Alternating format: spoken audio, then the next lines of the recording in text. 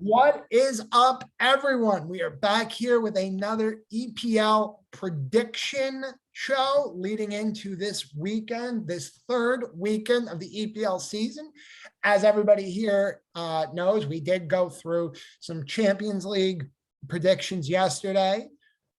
Very interesting to see how the English teams got grouped there. I do feel like Chelsea and Man United got good draws. Liverpool and Man City, not so much, but it'll be interesting to see how those group into the EPL schedule, as now we also have where the League Cup would fall in the schedule. So it's going to be fun to see. And as always, I have my friend Leo here. Leo, your thoughts, ideas, opinions. EPL every day. How we feeling today, Leo? You got your sunglasses on to cloud out the bullshit? Feeling good. I got my hater blockers on. I'm ready for another weekend. It's going to start out strong and it's going to end strong. And there's going to be a middle that's going to be strong. It's going to be a pretty good weekend. I hope that our podcast is as strong as the weekend schedule, because as I share the screen, amen, brother, right away, we have a big one. Or is it a big one? We have Man City against Arsenal to kick off Saturday. It's at the Etihad. Of course, Arsenal are 0-2. Man City have a win and a loss. I think we talked a little bit about this on our week 2 recap. This is a must not get their ass kicked for Arsenal. A point would be a miracle, but at least show something here. At least show something. I do feel, just from how you were looking at things, you were impressed by Man City against Norwich last weekend, but not as impressed as you wanted to be. Arsenal, I don't think either one of us are impressed with. Your general feelings on this game.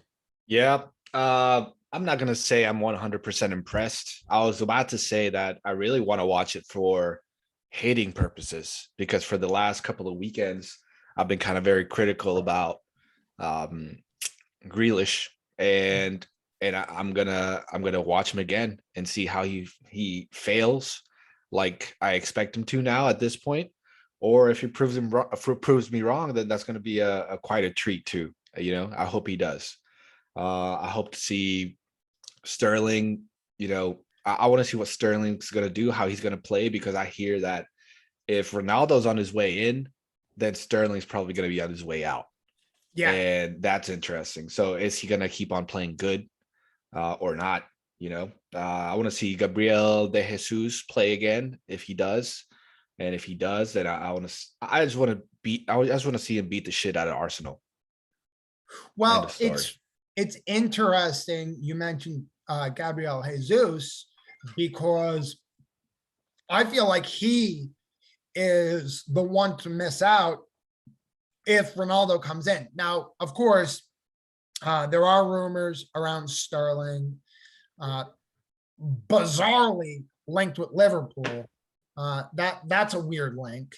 I mean, I know he played with Liverpool, but he also left on horrible terms, and a whole bunch of the club, I mean, particularly him and Joe Gomez, don't really get along. I mean, I know Jordan Henderson will try to get him on side, and Milner will try to get him on side. I just don't see him going to Liverpool. But for wages purposes, it would make sense that Sterling would go out. But for tactical purposes, Ronaldo coming in would probably take Jesus out of the lineup. And I mean, Jesus he's a polarizing figure, because a lot of people rate him very highly. A lot of people say he's a nothing. I think he falls somewhere in between. He can be a nice player for City. Maybe he is more of a super sub option. So maybe bringing in a stable hand like Ronaldo would help. personally, if they end up getting Ronaldo, losing Sterling, and then saying, okay, Grealish will take Sterling's spot, that may be the downfall for Man City, because I think the drop off between Sterling and Grealish is massive. I don't rate Jack Grealish that highly. I mean, I just don't. I think that he was a great system piece for Aston Villa. I think he thrives on getting all of the touches in an offense. He's not going to get that at Man City. So I'm interested to see how that shakes out. I'm interested to see if Ronaldo goes, but of course, Ronaldo will not be a part of this team, even if he were to sign today. For this game, 4-1 City. I mean, I don't know how Arsenal can look the way Arsenal looked the first two games and then come into City and have a good game. And of course, Arsenal looked very bad against Chelsea. Programming note, by the way, I know that Liverpool-Chelsea is the last game on Saturday, but we will be doing that last period. So we will go through the Saturday schedule, the Sunday schedule, and then finish with Liverpool-Chelsea just because we want to be able to focus more on that game. But the way that Arsenal looked against Chelsea, nothing there says that they don't get absolutely battered by Man City. Your thoughts? Same. 100% agree. However, I don't think the City offense is there yet as far as meshing together well. I think Grealish can make a difference. Not as strong of a difference as Ronaldo, but I think he's going to be a key player, like let's say hopefully in the future, like De Bruyne, because he has a good touch on the ball. It looks like he can make a couple of plays and put them together. Last week's goal was bullshit, but I want to see what he can do. And I think he can do, I think they're smarter than just buying a trash ass player for that amount of money and him turn out to be garbage. I think there's something there. I just think he doesn't have it yet. He doesn't understand the gameplay yet. He may need somebody like Ronaldo to run those plays that he plays. But whatever, if we're going to focus again on this game, it's going to be a 3-0, 4-0. It's going to be hopefully a trashing. Okay. So couple things to go at here. Number one, Grealish is not a kid. Grealish is, I believe, 25, turning 26 this year. So saying he needs to develop into the player that he'll become. No, I didn't say that. Well, you alluded to that he needs to elevate himself to the Man City level. I think yes and no, but most of it has to do with getting to know and trust the players that he's working with and playing every day. It has nothing to do with his development. He just needs to understand how City plays, because it's a different team. They play different. They don't make the same type of runs that his previous team did. They don't have the same what do you call it? Okay. Atmosphere. So the bigger thing here before we get stuck down another rabbit hole. I knew we were going to give this. I'm going to give this as a drop statement, and then I have another comment to make. Romelu Lukaku played for Chelsea or practiced with Chelsea for 13 seconds, stepped on the field and scored a goal and made their offense look like it had a different level. So when you spend that kind of money, that's what you're supposed to get. Jack Grealish is a 100 million player. Whatever you want to say about his development, how he fits with City, whatever, the $100 million price tag is on his head. So guys that get paid like that are expected to show up. Liverpool gave a bunch of money to Virgil van Dijk and Alisson Becker. They needed to be worth it. United gave a bunch of money to Harry Maguire. Chelsea gave a bunch of money to Kepa. These players that are being paid 70, 80, whatever, transfer fees, big money need to show up and be worth it. Or it needs to be a situation like United is doing, and they've kept Sancho on the bench. So if Grealish is going to play, Grealish needs to be that guy, and he's not, which moves into a bigger point. At what point do we stop saying, okay, well, Grealish needs to show up? The conversation about Manchester City should not be Jack Grealish fitting into the team. This is a team that went to Champions League finals last year. This is why transfers could mess things up. This is why when I look at United and the moves they've made, and I look at Chelsea and the moves they've made, and I look even at Arsenal and the moves they've made, and then I look at the team that I support, I keep on saying transfers are great, but then transfers make more questions sometimes. Because now we're spending so much time talking about Jack Grealish, Jack Grealish, Jack Grealish. What about the rest of Man City? What about the team that won the league? What about the team that went to a Champions League final? We're talking about Jack Grealish. And us talking about Jack Grealish means that the focus is on Jack Grealish. And if me and you as two schleps from South Carolina are talking about Jack Grealish, that means the English media is talking about Jack Grealish. That means it's being heard. So Kevin De Bruyne, Raheem Sterling, Ruben Diaz, they don't want to hear about Jack Grealish. They're world-class players.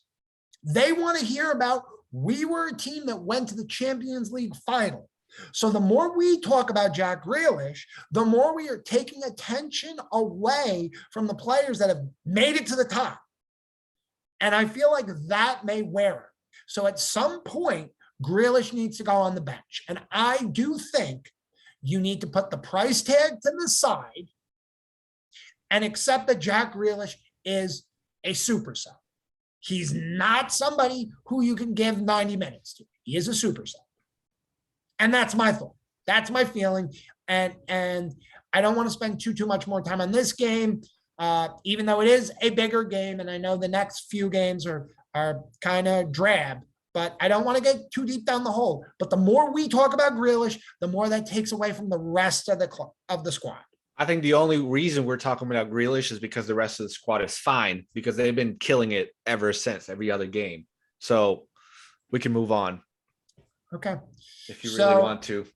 This is another one that we should have kept for the end, But yeah. I mean, but we don't. The only reason I feel like the only reason we've talked about it so long is because of Jack Grealish. I just said it, and I think that this is the best point. The more attention that is given to Jack Grealish, the more pressure that puts on him and puts on the whole side. And I gave the example of Romelu Lukaku. Lukaku instantaneously made it that there needs to be no discussion about how he's going to bet into the team. He showed up, went to the Emirates, scored a goal, looked amazing for the offense, done and dusted. Romelu Lukaku fits for Chelsea. We don't need to spend. We are going to do probably a very long, deep dive on Chelsea, Liverpool. And none of it is going to be about, does Romelu Lukaku fit Chelsea? It is going to be very heavily of, how does Liverpool handle this new animal that Chelsea have, which is a totally different conversation than we've had about Jack Grealish. And you have, if you like it or you don't like it, Grealish, if you like it or you don't like it, Grealish, Lukaku, and Sancho are always going to be linked together. They are three players who got signed for similar wages to three championship contenders. So no matter if you like it or don't like it, those three are going to be linked forever. And if you look at it, Man United is slowly getting Sancho into the offense. Lukaku came in right away and looked like a threat for Chelsea. And Grealish has been hit or miss. So those players are always going to be linked. And the way it looks like, Grealish is an early hot take.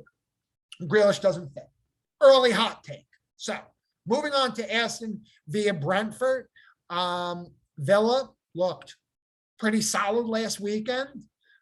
Brentford, you really can't ask for a lot more from their first time in the Premier League, which I think at the end of the day is going to end up being a fun game. I mean, if Brentford is going to continue to show this defensive stability, they aren't going down easy. I mean, even if they are in and around the relegation, they're not going to go down easy. They're going to give bloody noses to good teams. And I'm sorry, Arsenal is not a good team, but they're going to give bloody noses to good teams. I would hate to be a top team that has to go to Brentford. And I even feel like in road fixtures, Brentford's going to give people bloody noses because I like the way they play.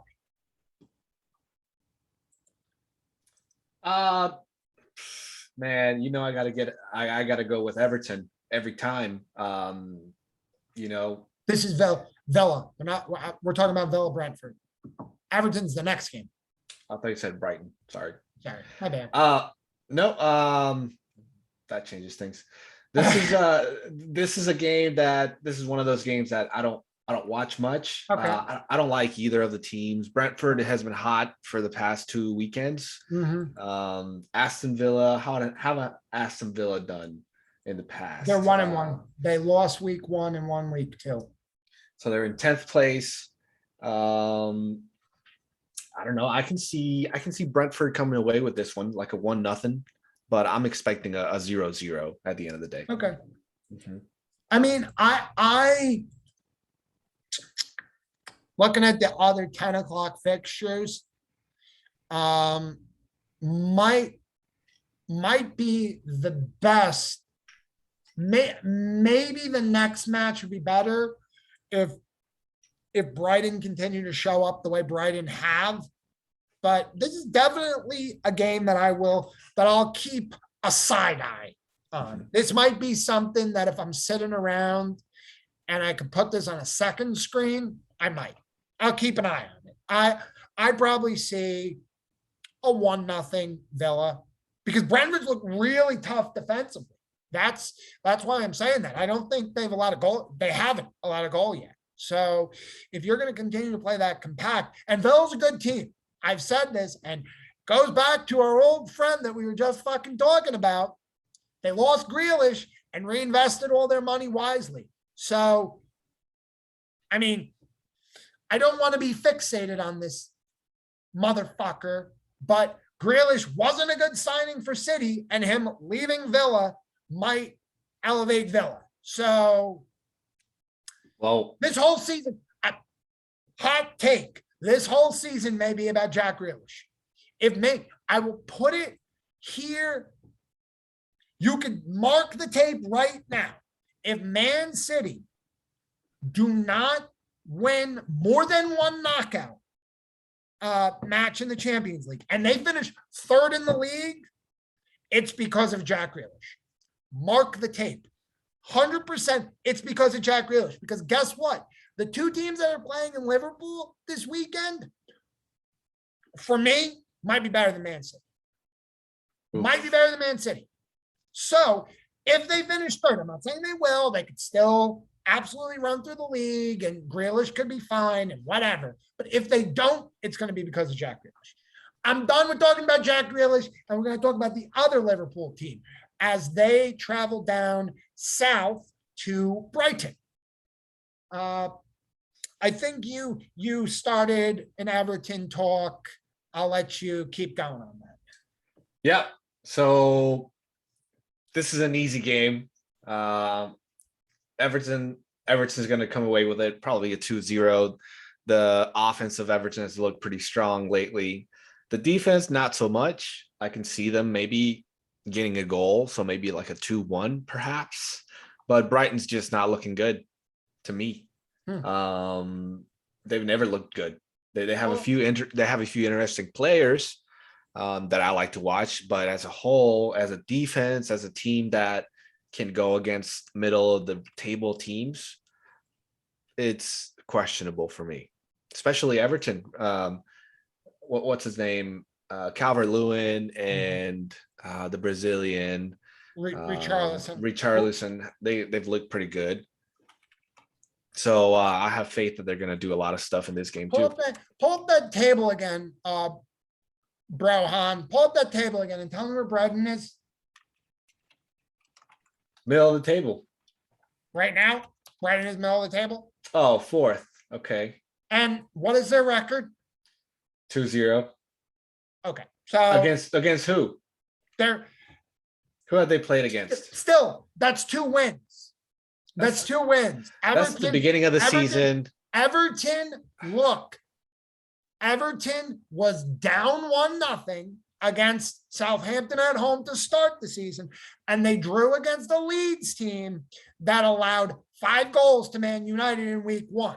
So if you're saying that Brighton are some mugs and that Everton are this superpower, not superpower, if you're going to look at it and you're going to say that Everton is a middle of the table team and Brighton are a laugher, I don't know if I jive with that. I think that these two teams on paper are very similar. And all of the stat nerd darlings looked at Brighton last year and said, if they could score, they would have been like 8th in the league. Like on expected goals, they were pushing for Europe spots. They just couldn't score last year. And at least in the first 2 games, they've been scoring better.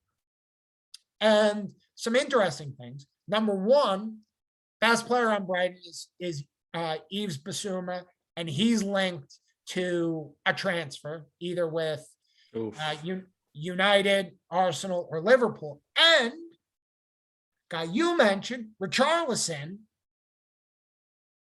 he's linked with PSG. If Mbappe goes to Madrid, PSG really like Richarlison to take his spot. So I'm not saying that Richarlison is a game changer. I'm really not saying that Richarlison is a game changer. I would like to make that abundantly clear that he is not a game changer, but Everton like to pretend he is a game changer, and he might not be a part of the team because Neymar wants his Brazilian buddy. So me, I got 2-1 Brighton. You got 2-1 the other way from what it sounds like. I got 2-1 Brighton. The next game looks like we should be taking a nap for it. Newcastle, Southampton. That's a snoozer. I'm okay just saying 1-0 Southampton. Shake hands and move along.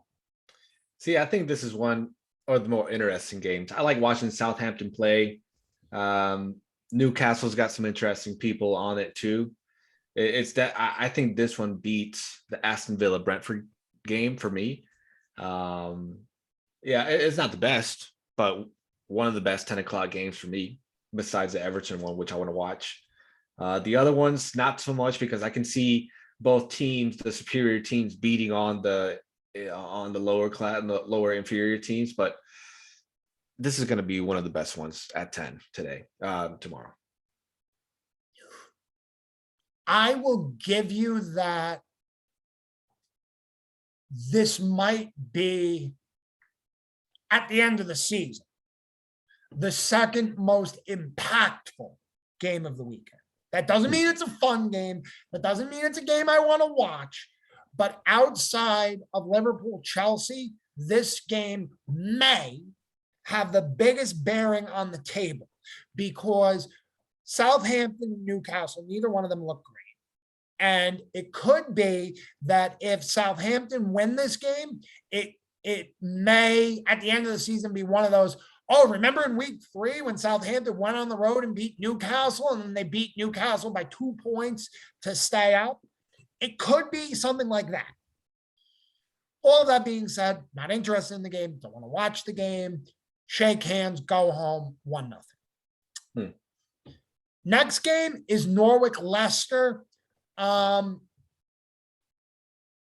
think that your Foxes may get a scare here. Ooh. I don't think that Norwich will win, but I think Leicester will get a scare. I think that Norwich team, while they've looked truly atrocious defensively in their first 2 games, those were also against the 2 best teams in the league. They still got Pookie. they still have Pookie. And the only thing I can base it on is that Liverpool and Norwich played week 1. And of course, I watched every second of that game. And for the first 20 to 30 minutes, Norwich did some stuff. They did some stuff. They were playing some nice passes. They were getting the ball into the box. They were getting in some competitive places.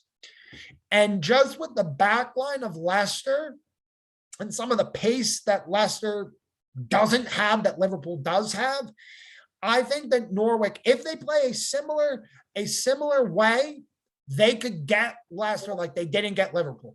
Again, that's not me saying Norwich will win. That is me saying that I think Norwich will give them a bloody nose. Still could be a 2-1, 3-1 game. I mean, I still back Leicester to win the game, but I don't think it's going to be the kind of game where at halftime, you're going to say, oh shit, I need to turn it on. I need to turn it on. I don't know why, but I need to turn it on. And then it'll be like 1-0 at half. You'll watch the first 15 minutes of the second half and be like, oh, well, Leicester scored 3 goals. I guess I'm done with this game. You know what? I hope you're right about that. That sounds like it's going to be a pretty interesting game. Sounds like it's very, very possible to happen. Hell yeah. I want that to happen. But still, a 2-1, 3-1 Leicester win. Something like that. Okay. Okay. And then our next game is West Ham Crystal Palace. West Ham is on a high right now. And West Ham is really on a high right now. And Palace is pretty much on the lowest of lows. The new manager bump is not a thing.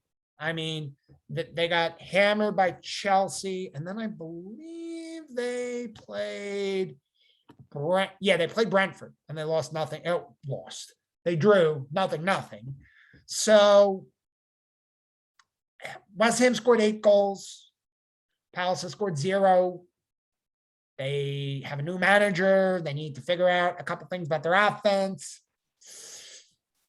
And it's at London Stadium, and I know it's a London derby. So, I mean, going from one end of London to another is not really a big deal. I just think that this has all the makings of an easy 2 or 3-0 West Ham.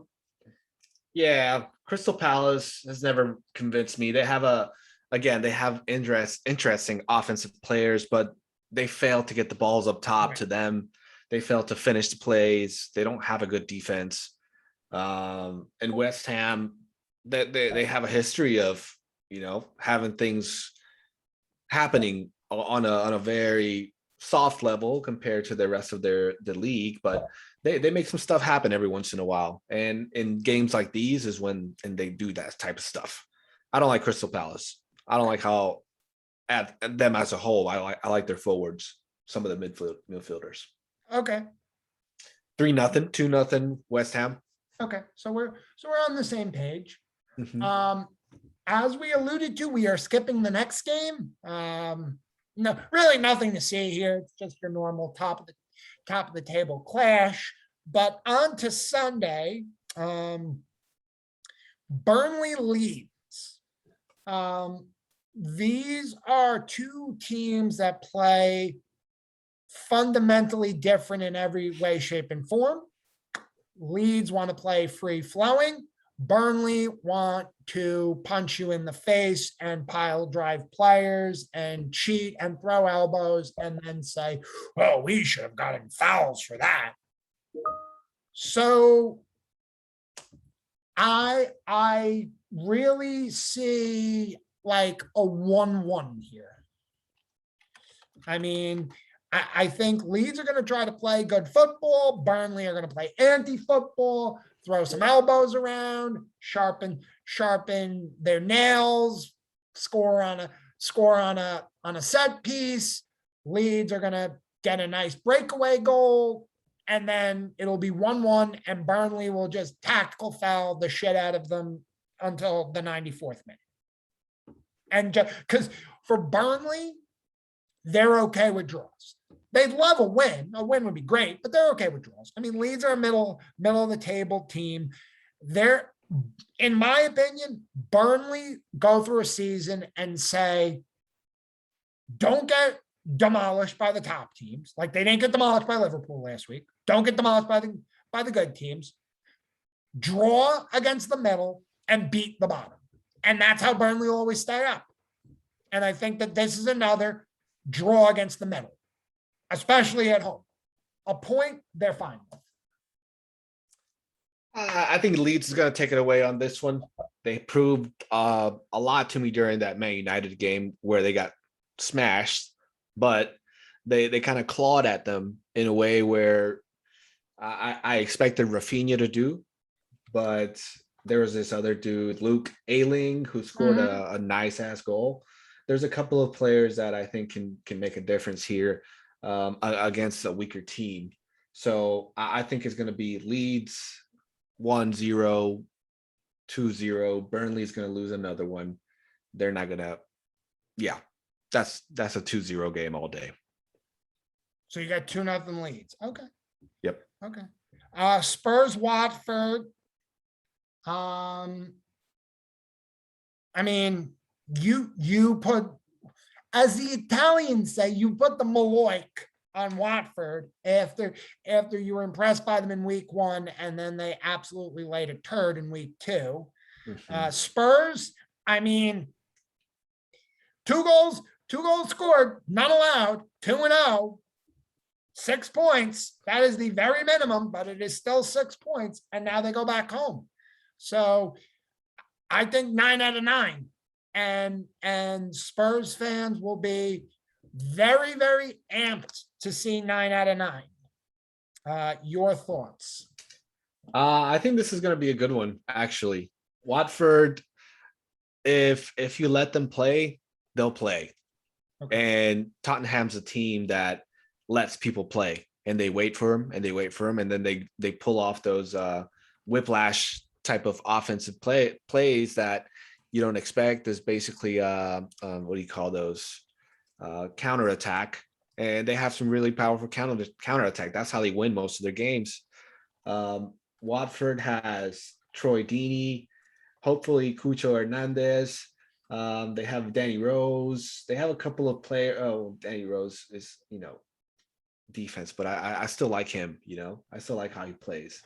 There's a couple of guys that I like watching there, and it's going to be interesting to see if they let him play.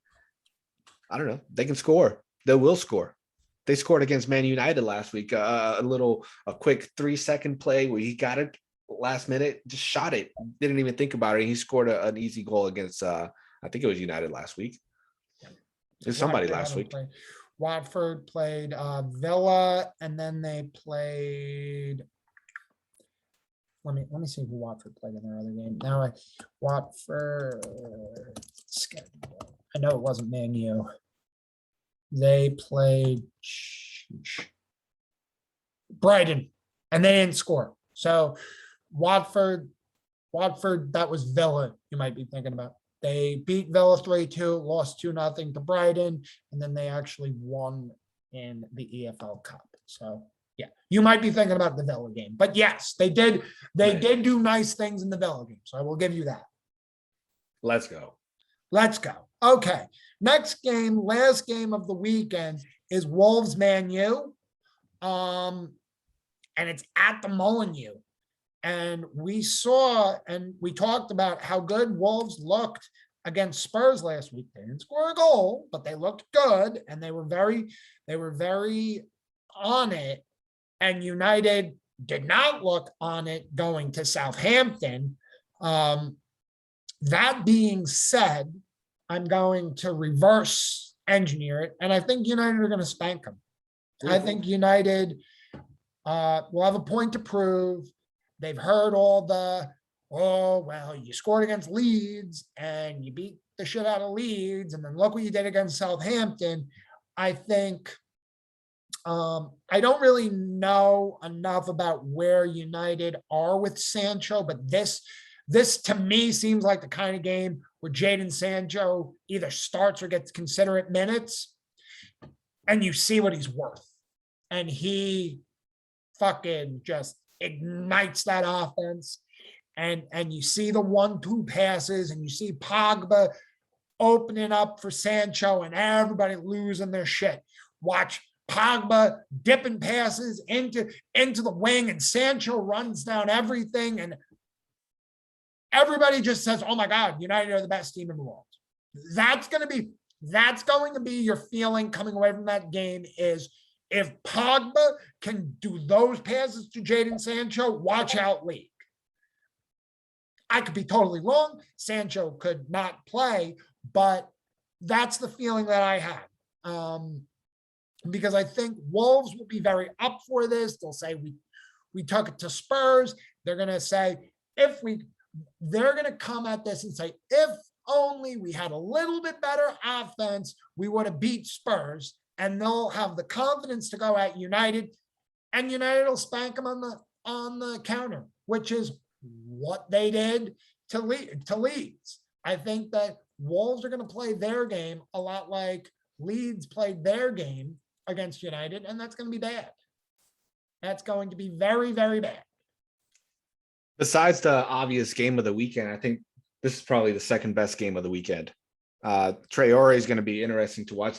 I mean, Wolves haven't been good as far as scoring, right? But they've been good if you watch the games. They've really took the game to their opponent. So it's going to be cool to see Wolves take it to Man U, and we're going to see a Man U, a good team. They're going to struggle, and that's going to be fun to watch. It's going to be a back and forth on the offense. Sancho's hopefully going to play, and if he can pair up with Pogba, if he can pair up with Bruno, Cavani, he has so many options to just fucking annihilate this team. So it's going to be a fun one to watch. 3-1 United. Wolves right now are the opposite Tottenham. So Tottenham is 2-0, 2 goals allowed, or I'm sorry, 2 goals for, none against. Wolves is the opposite. 0-2, no goals scored, 2 goals allowed. So, I mean, if you're a Wolves fan, you're looking at it and saying 2 good bounces and we're undefeated. Or a couple better bounces the other way, we're 6 points on the board. All of that being said, I think United are going to kick their ass. So, the soup du jour, the soup of the day, the big whamma jamma fun, in the words of Liverpool fan pages, the biggest game at Anfield since November 2019 when Man City came in. And Liverpool won 3-1. A true title 6-pointer. Liverpool playing Chelsea at Anfield. So, for the most hot takey way to get after this, and I saw this done on a Liverpool channel, and it got loud and angry quickly. So I want us to get loud and angry quickly. We're going to do a combined 11. We're going to do a combined 11. This is unprompted. This is unprepared. This is just your gut feeling. So a combined 11 between Chelsea and Liverpool. We will start at goalie. To me, this should be easy. I know it's not going to be easy because you have your fucking opinions. For the last 4 years, Alisson Becker has been one of the best goalies in the league. Edouard Mendy had 17 clean sheets last year. I'm not going to take that away from him. Alisson had a funky season last year without his center backs. You get after, and believe me, my text message conversations with you are all over Alisson making mistakes. The games that I've watched of Alisson making mistakes, or the games, that Liverpool have made high-profile mistakes, were 2 with Adrian, which is the Aston Villa game and the Atletico Madrid game. 1 was Alisson 100%. It was a bad pass to Virgil van Dijk in the Arsenal game from 2 years ago, but that was when the league was won already. And then the mistakes he made last year were him not being confident with his defense. If you watch Alisson Becker, he passes to where people are going, not where they are, where they're going. The key point, and God knows you brought this up, is in the Man City game, he went to pass to the left back, left center back area, and he passed it directly to a Man City player. I've already seen in the 2 games played this year where he has made the same pass and there has been a player there, because that's what Liverpool do. And that's, mind you, that's with Kostas Tsimikas. Not even Andy Robertson there. That's with Kostas Tsimikas there, because Matip or Virgil know where to fall in, and Kostas knows where to fall in. Those guys last year didn't know where to fall in. So I'm saying all that knowing you're going to say Edouard Mendy, but I'm going to let you say Edouard Mendy and then let you sound stupid. So say Edouard Mendy and let my brain blow up. I wasn't going to say Edouard Mendy. What I took from that is that you're not right about Alisson Becker. He's trash. He saves the very hard saves that he has to make. But the easy ones, he has that Pickford syndrome. You know, he has that Piqué from Barcelona syndrome where there's a simple play he can make and then he just fucks it up easily just because they're so fucking clunky up here. They just don't have much up here, you know, when it comes to soccer IQ. And that's fine for a keeper. But it's not fine when you do it all the time and where you're a professional keeper with the best defensive line in the world. He had problems last season. Half the line was gone, but he hasn't this season, and he's still questionable. There's been a couple of things that are alluding to what's to come in future games, and I hope he does better. But you'll still take him over Edouard Mendy. Yes, I'll still take him over Mendy. Who was the inform? So you're taking a guy who you said, with your own words, is trash over the informed goalie in the world. Because right now, I can say right now, this minute, Edouard Mendy is the best goalie in the world. I wouldn't take Edouard Mendy over Alisson because I know that Alisson has been, in my opinion, at least at the worst, the 3rd best goalie in the world over the last 4 seasons. But right now, this second, Edouard Mendy is the best goalie in the world in form. And you will still take Alisson over that. I'm going to let that go and we're going to move on. But just think about your logic as we move on. So left back shouldn't be a question whatsoever. In fact, I would even argue that right now, from what we've seen, Kostas Tsimikas would be over Ben Chilwell. So if we're going to throw Andrew Robertson in there, I'm sorry, this shouldn't be more than a 30-second Andrew Robertson. Thoughts?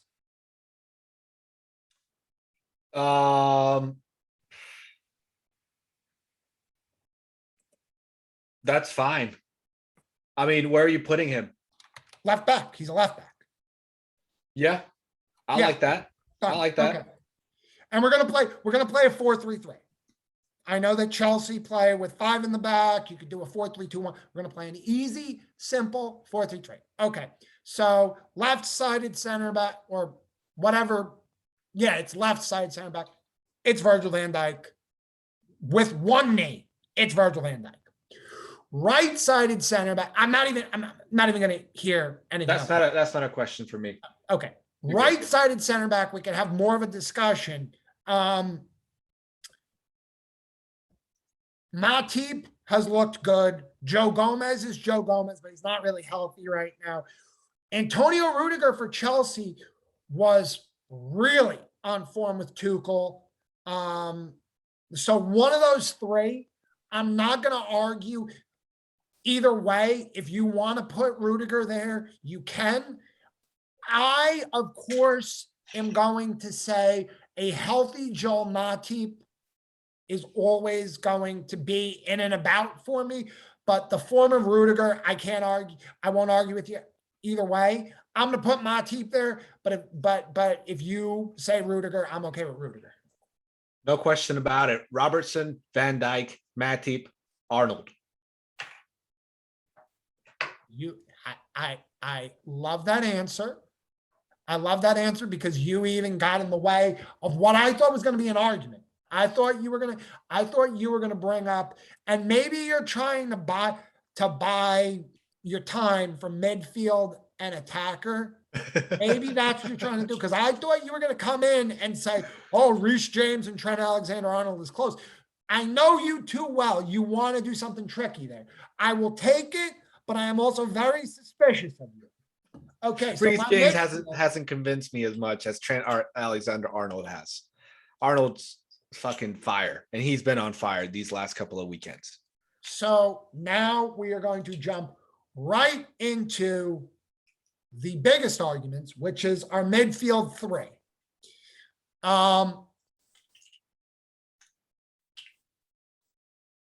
Honestly, it's tough enough to pick a midfield three from these teams separately, let alone combined. I mean, really, a guy who I don't even know if he should start for Chelsea was just given the UEFA Player of the Season in Jorginho.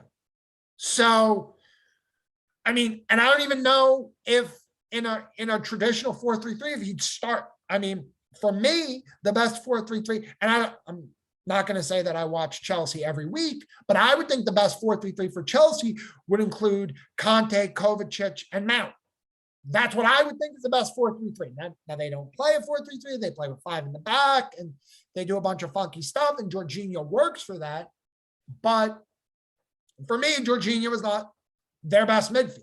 So the midfield that I would go with when you combine them is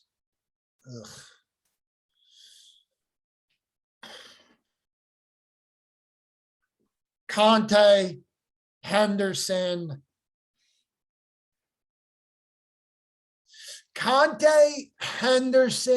and Mason Mount. No Juninho or Jorginho. No Jorginho. No Jorginho, no Kovacic, no Thiago, no Fabinho. Those are the three that so I give two of the three to Chelsea for the midfield.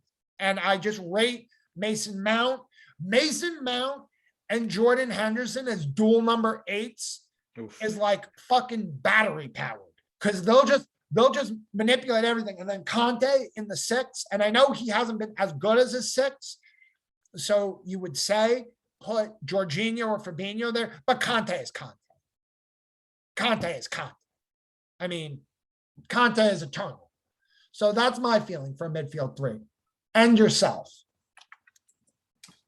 We're going with Great. Chelsea now. Oh, you're giving Chelsea for all 3.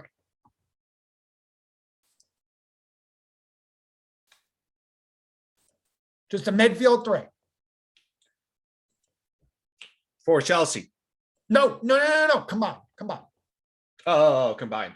All right. Well, combined, I would put for sure, and I'm growing a love towards him, Jordan Henderson, for sure. Okay. I would put Conte as well in there. Okay. Right? Am I doing this right? You are. Okay. So you're 2. Yep. And then I have one more. Who do I have a choice in here?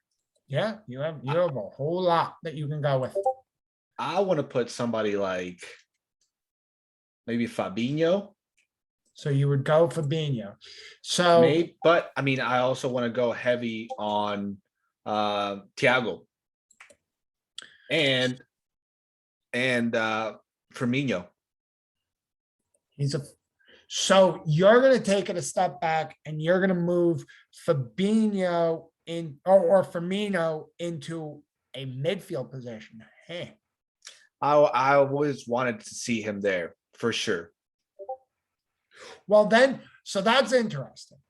If you want to manipulate here, you could, even though we're doing a 4-3-3, you can play your 4-3-3 how you want to. You could do dual sixes. You could go Conte and Henderson in the sixes, and then Bobby in a 10, which could be fun. I like that a lot. Which could be very fun. I like that a lot. Even though Henderson and Conte both hate playing six, they have the engine to do it. So you're jumping around. What is your final call on a midfield? All right, Henderson, Thiago, Conte. Okay. So up front, I feel like should be a super easy answer, at least for me, because I put Mount in my midfield. And I mean, this attack line, especially with the rest of my team, should, if it was playing in a real game, should break every single goal scoring record that has ever been created. Mane, Lukaku, Salah. That is easy peasy lemon squeeze. That's a good one. Mane, Lukaku, Salah. That's tasty. Yeah. I mean, the other one would be Lukaku, Salah, and Jota. Lukaku, Salah, and Abraham. Abraham plays for Roma now. Oh. He no B, he no more. Lukaku, Pulisic, and Salah. Hopefully. Who knows? No. So I don't want to chuck receipts here, but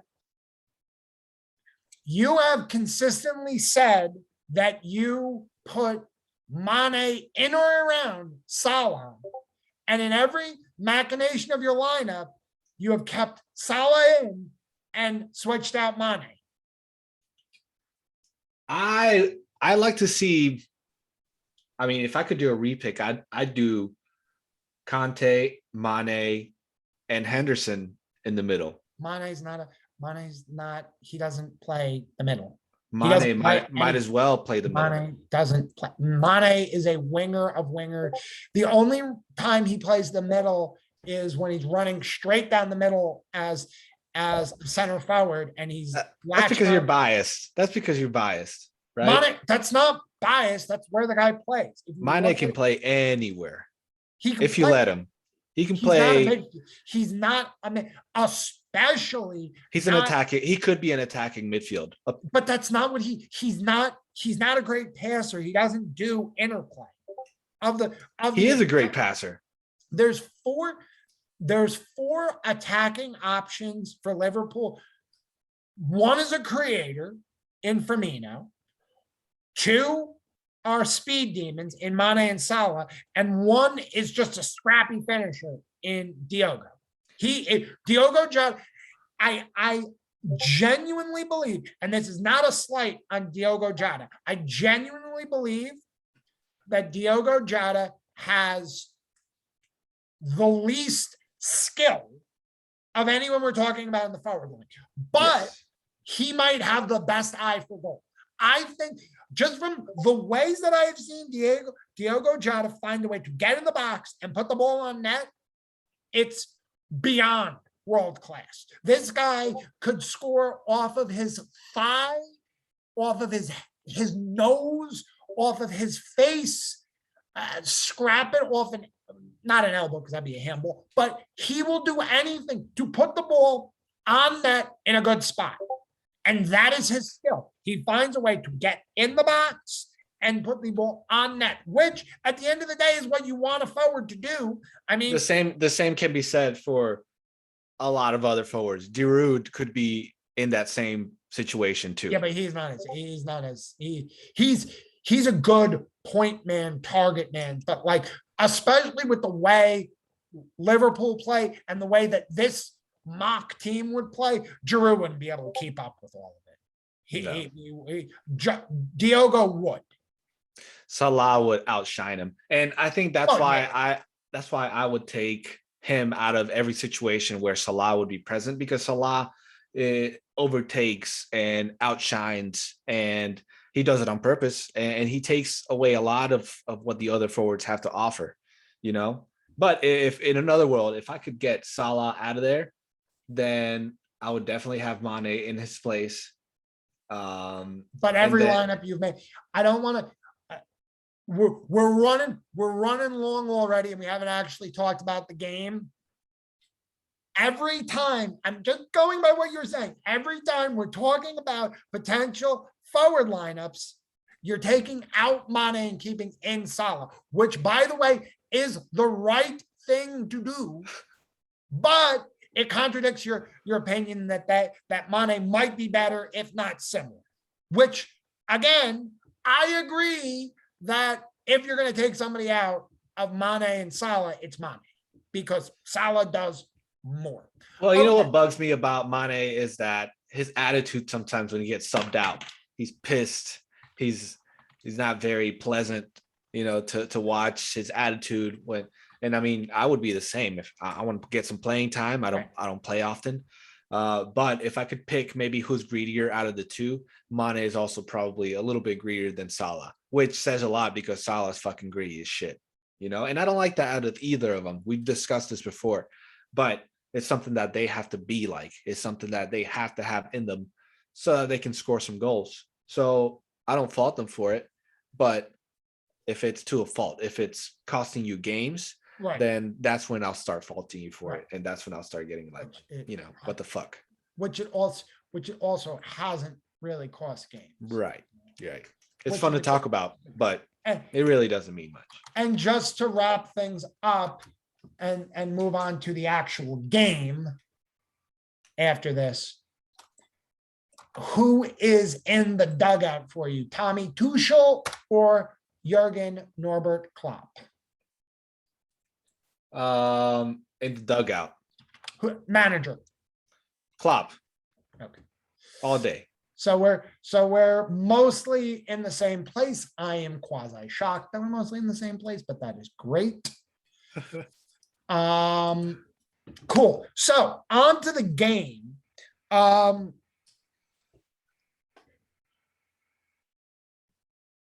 I think it's going to be a great game. Either way, I hope that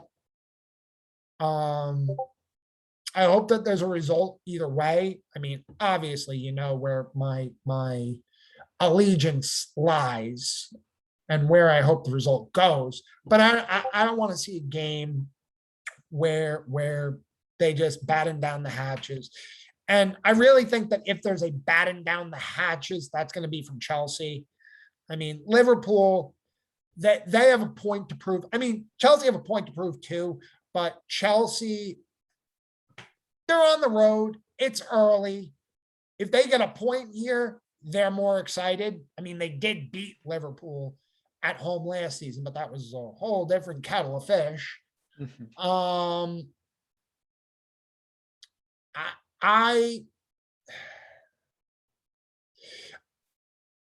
I think that this game is going to be won on the flanks because, as we saw, Lukaku just tore apart Arsenal with winning the first header, knotting it down, and getting it out to the wings.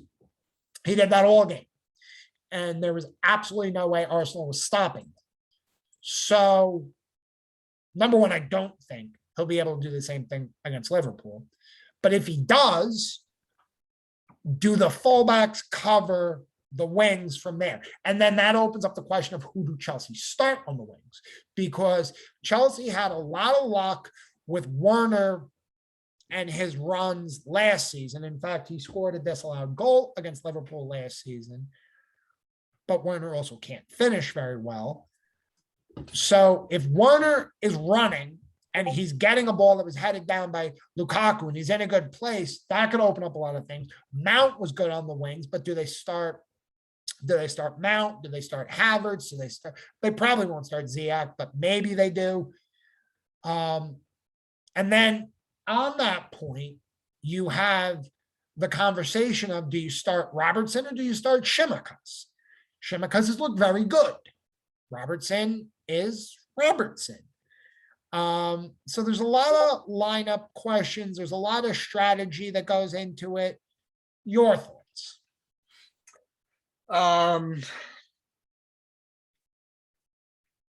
I hope it's not a boring game. I can see it where it would be a boring game. Neither of them want to lose. They could just say, if whoever makes the first mistake, that's who's going to win, because these are both very high quality teams. They're very careful also. And this is one of the games where it could cost them down the line. Every game against a big team is, because you never get those points back. And if you continue to screw up for some reason, unforeseen circumstances like injuries or red cards, having your full team here with a good team against you is very important to not make any mistake. So both teams are going to be in here healthy but careful. And this is why some of these games are a little bit boring sometimes. But hopefully it won't be. Hopefully there's somebody that can play the role of, we're going to take it to them. We're going to take the game to them. And I can see where Lukaku could be that type of player. That's his style. His style is get the ball and fucking do something with it. That's Salah style. That's a couple of key players that we're hoping to see shine in this game. So it's going to be a good one regardless, whether it's boring or not. From a boring aspect, I'm saying it's a 0-0 game, but we see lots of technical plays, lots of passing, good possession. And in that sense, it's going to be, it's what I mean. That's going to be good. So, and we'll get to a prediction here in a second. Do you think it is more important for someone to win or for both teams to not lose? Important to who? I'm saying either team. So is it more important if you're, okay, that's actually a good question too. If you're Chelsea, is it more important to win or not lose? In this game against Liverpool, a potential number one in the league,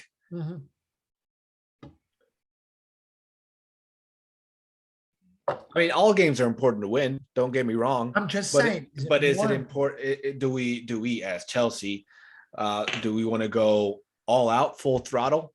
No, because we got Salah and Mane right there waiting for a ball on a counterattack or any kind of chance that they can get to score against you.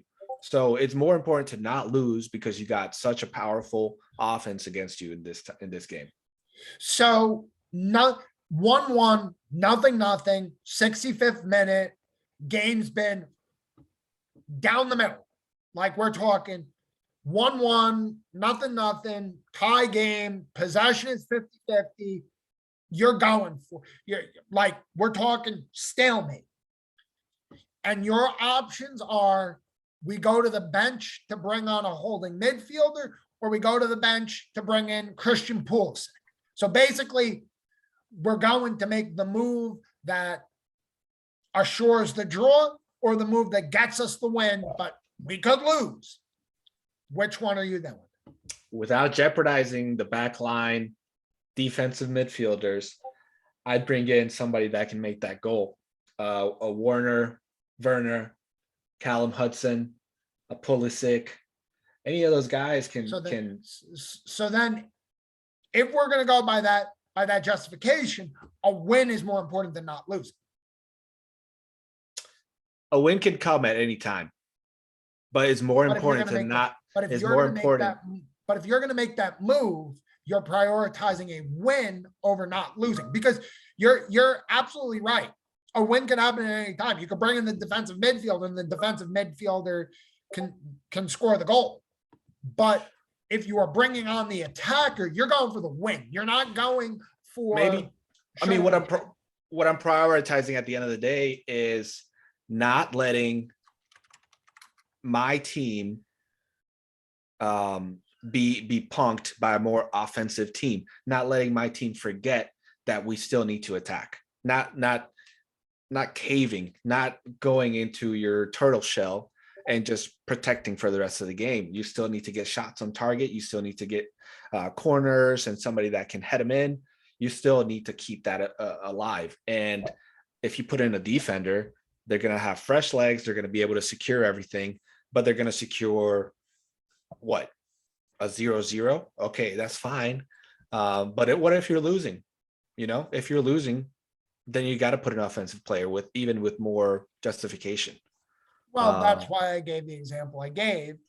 And I mean, you could also argue, I mentioned the Man City Liverpool game from 2019, which had similar stakes early in the season. City went for it, and Liverpool were up 3-0 before City could know what hit them. So so shoe on the other foot. Is it more important for Liverpool to win the game or not lose the game? I think for Liverpool, it's more important to win it. I think, and maybe what I'm saying is Liverpool is the superior team here. They probably are. I don't know why I'm saying that against the champions of the Champions League, but I just feel like Liverpool meshes well. Liverpool does better in the EPL. Liverpool has to win this game if they're going to continue to be the best team in England. And I agree. They're trying to prove every weekend. I agree with you. The way that I look at this game is Chelsea is looking at this and saying, yeah, of course you want to win. Of course you want to win. Right. But if I come away with a point, great. Liverpool want to win this game. Liverpool need to put the marker down and say, we are the team. We are the big dog.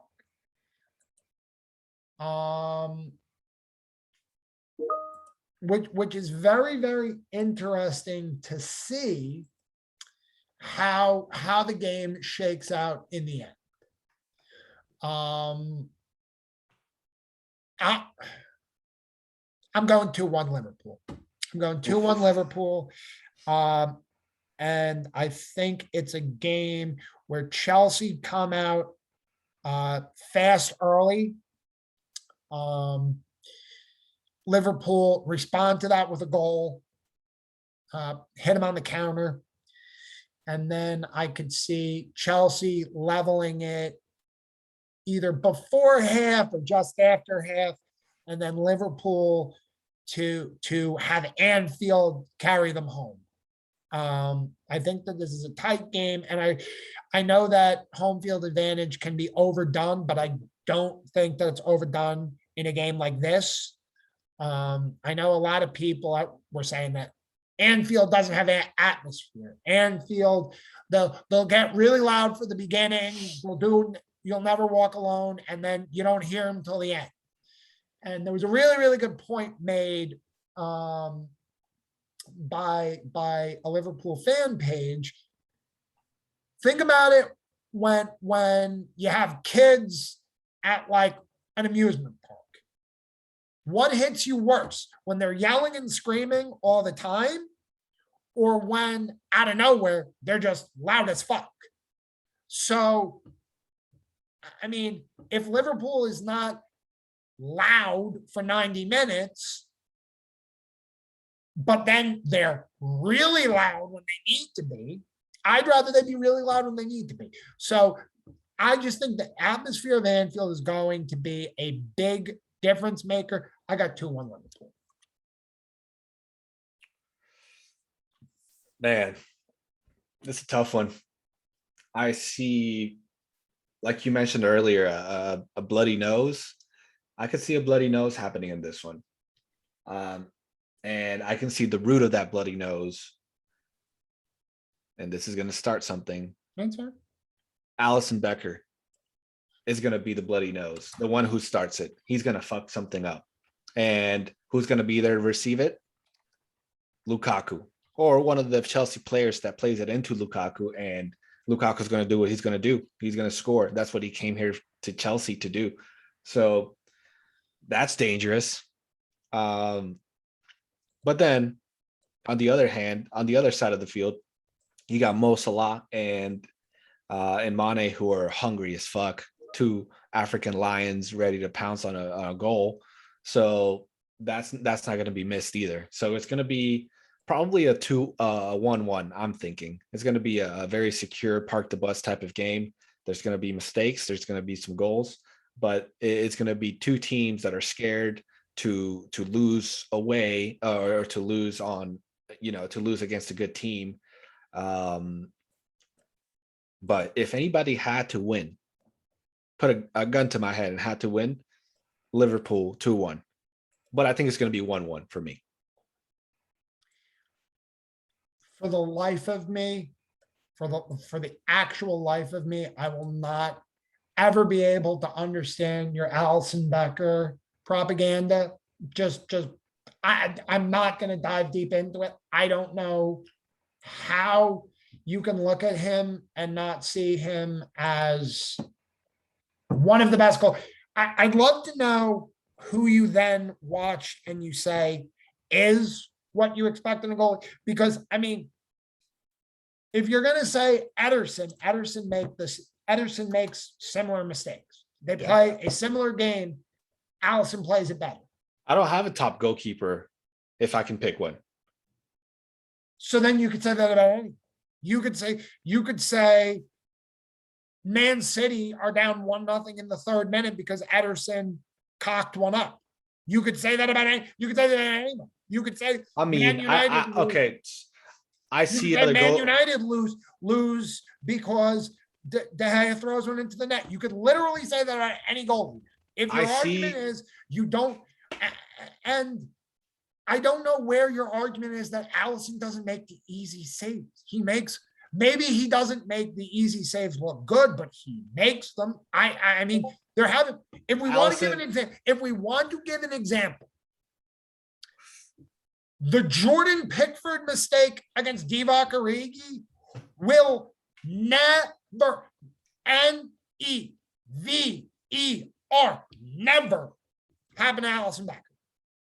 The only game that you really can argue that Alisson made truly howlers last year was the Man City game at home, which, again, last year I discount entirely. And furthermore, when the season mattered at the end of the season, Alisson was unbelievable. Unbelievable. When it mattered, when Liverpool needed to make the Champions League, Alisson was amazing. And he's opened up the season, again, to lesser teams. Unbelievable. Unbelievable. He kept clean sheets in both of those games. And I know you could say, oh, he makes the outstanding saves. But literally, both of those games were clean sheets because Alisson made saves. The saves he made against Norwich late in the game were elite.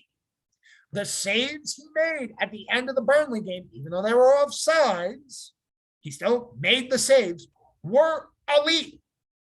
He didn't allow soft goals. He controls his box better than just about any goalie I see. He passes the ball better than any goalie I see.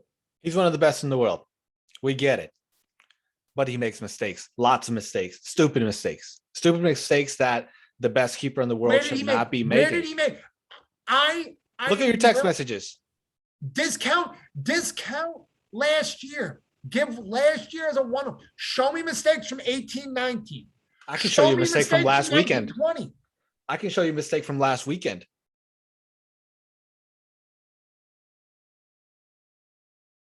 He makes mistakes. How is that a surprise? Show me Do you mistakes. not watch the games? I would. I got to rewatch the whole game. The whole Show maybe me mistakes. I got to rewatch the whole last two games. So maybe it's the week. It is definitely this season, and it's only been 2 games. It's definitely this season that he's made a stupid mistake. It didn't result. It didn't result in a goal, but it almost did. And that's what I'm nervous about whenever I see Alisson. He's one of the best keepers in the whole world. I mean, I get that, but the best keeper in the world doesn't make the mistakes that he makes. The best keepers in the world allow penalties in. They may not measure something right, but they don't just give away the ball, you know? And there's been a couple of clear ones where they're just like, it's a bad toss, it's a bad throw to a defender, and it results in a goal. Last year was a perfect example of that. This year, it hasn't happened much. But last year completely. I discount, and the only game, that's why you can't see my point, because you're discounting. Last year doesn't count. But I'm counting last year. Doesn't count. I'm counting. That's still in his record. What do you mean that doesn't count? He didn't have a defense last year. He didn't have a defense, and That's no excuse. That's not true. Okay, so give Oblak. I'm not gonna give anybody else. This is the best keeper in the world we're talking about. No defense. Give De Gea no defense. Give Ter Stegen no defense. They have no defense. They don't have Virgil van Dijk back there. Right. But they also don't have Matt Phillips and Reece Williams and Ozan Kabak. But they're not Liverpool. Those aren't players. They're not Liverpool. They were last year, though. That's what you're rating Alisson Becker on. You're rating Alisson Becker's performance from last season on guys who should be playing for the Greenville Triumph. No, they're not That's what you're rating. They're Greenville. Reece Williams played in the 6th division of English football 2 seasons ago. No. He was playing rec ball 2 years ago. Alisson Becker got him to the Champions League. There was mistakes. Mistakes. The guys that Alisson Becker got to the Champions League last year aren't real professional soccer players. They aren't. They're basically Sunday league players that got an opportunity because they were the only guys that were breathing at that point. Show me something from when he had real center backs. You can show me the Arsenal error that I mentioned, which I'll give you. You could show me some not phenomenal touches that he's had, but he still made the plays. Now you could, I'm sure you're going to show me the play. I believe it was against Norwich where the attacker came and he kind of nutmegged him, and that could be seen as a risky move because if he doesn't nutmeg the defender walks into the net. But he did nutmeg him, and he does that. That's something he's done. I can show you a dozen times where he nutmegged the defender and got the ball gone. I'm pretty sure he hasn't missed a pass this year. And when I say he hasn't missed a pass, I mean, of course, he's gone long and it's gone out of bounds or whatever. But it's not like he's missing passes like he missed last year. Because you could argue he missed passes badly last year. You're comparing 2 games against 30 games of last year. So I wouldn't necessarily say that too quickly because he has plenty of games to fuck up more, just like he did barely last weekend or 2 weekends ago, whatever that was. I'll have to check back, but he's still actively making mistakes where he had any sort. Give me games where he had Joe Gomez, Virgil van Dijk, Joe Almaty. I'll send them to you. Where he's had, and I will send them to you. I will guarantee you that when you look at the center backs that were there, they aren't real center backs. We'll check the tape. I will give you the Arsenal game where he made a pass to Virgil van Dijk in a bad place. But technically, you could say that Virgil made a mistake there. But the Aston Villa game last year was not him in net. The Atletico game from 2 years ago was not him in net. The City game last year, and these are high profile mistakes. The City game last year was with me and you at center back. I mean, and honestly, there weren't that many. The Leicester game was him and Ozan Kabak not being on the right page because Kabak showed up 5 seconds before the game. Show me guys who he's played with who he knows, who are elite. Now, you could easily say, and you haven't said this, but you could easily say, okay, so then all Allison needs are elite center backs, and anybody could be a goalie with elite center backs, which I can hear all day. However, you have to also take into effect that last year, not only did he not have elite center backs, but he had non-elite center backs who he didn't even get a preseason to warm up with.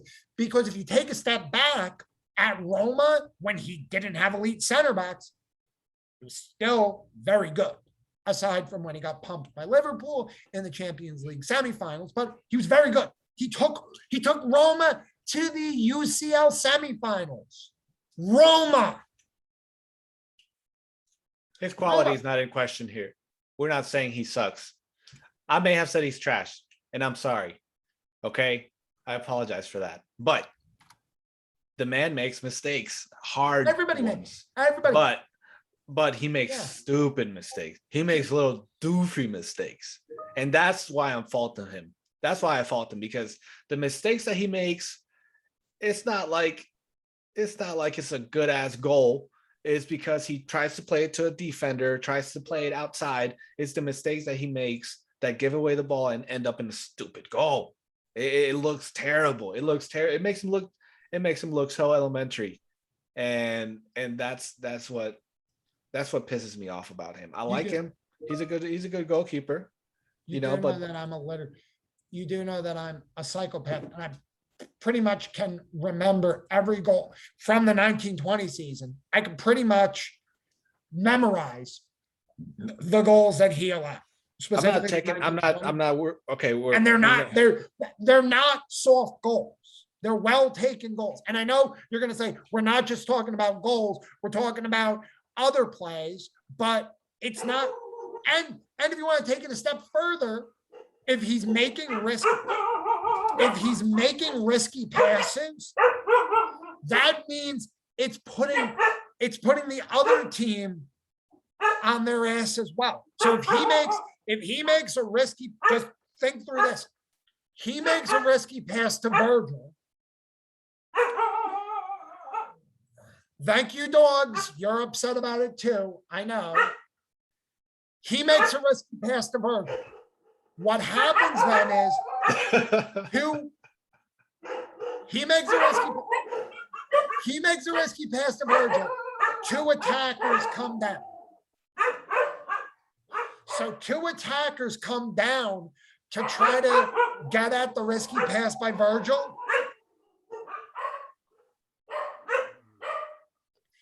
So two attackers come at the risky pass to Virgil. Those two attackers can't get back to press. So he makes a risky pass to Virgil. It's the risky passes for me. You know, the why he makes. But if he knows that Virgil will get the pass, it's a good pass. We'll see. That's Believe me, just my feeling. when he makes his next mistake, I will be there and I will show you. But your interpretation of a bad play is different. And I can totally 99.9% of the time I can be with you on this point. But a risky pass to Virgil or to Joel or to one of the fullbacks could be seen as a sloppy play or an error, or trying to nutmeg an attacker could be seen as a risky play or an error. But that isn't the case. That isn't the case because that's the way they play. The way they play is high risk, high reward because we trust the guys we have. Oh my God. No. If you have a Greenville Triumph defender, you don't play with him the same that you would a Virgil van Dijk. But that's and okay. You don't expect that out of him. You punt the ball to the middle of the field and you don't take that risk anymore until that player comes back or until you build that trust. That's the same thing we're talking about. Grealish is he has to gain that trust, you know, which is a totally. And I like that you made that point. I'm with you on that point completely. And that is something I'm here to hear about. If you had made that point earlier, we would have had a different conversation. I found the word as we were talking about what Alisson Becker could have done last year was think to himself, you know what? I don't got the guys. I don't trust these guys. So I need to change the way I play. Who are you guys? Who are you guys? Why are you here? This is not the team I signed up for. Please get me out. Which, by the way, counterpoint. Quit touching me. He did at the end of the season, and was why he was so good at the end of the season. Because by the end of the season, he was like, you know what? This ain't Virgil. This ain't Joel. This ain't Joe. I need to play within myself, and I need to play more passive. So for a game like Man City and a game like Leicester, because those are, of course, the most high-profile ones, he wasn't prepared. He wasn't prepared.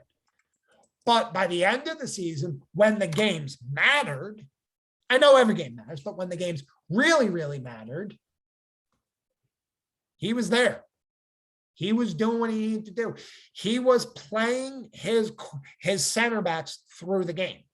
So you got to give him credit for that. If you're going to take away credit for the fact that at the beginning of the season, he was playing like Virgil van Dijk and Joe Gomez were there, and Joel Matip, then at the end of the season, you have to give him credit for the fact that he said, you know what? I need to play within myself. I can't play like I have elite players in front of me. I need to play more within myself.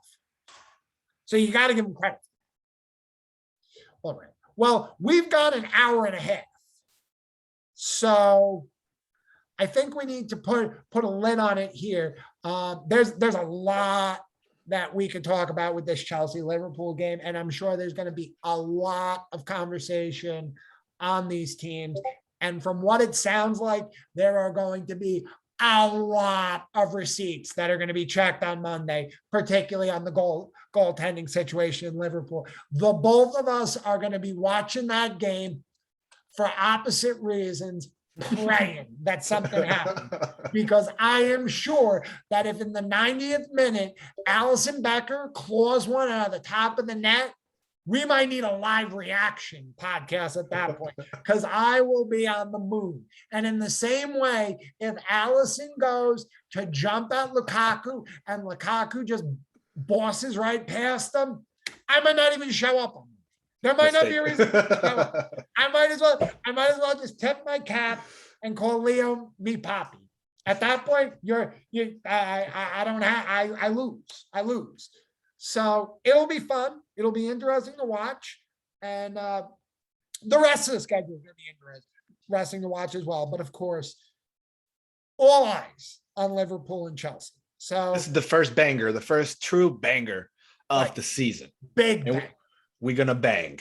We're going to bang all day, all night, all through the streets. So anyway, Leo, always fun. Always good. I'll get at you later. Yabba dabba do, bitches. Skeet, skeet, skeet.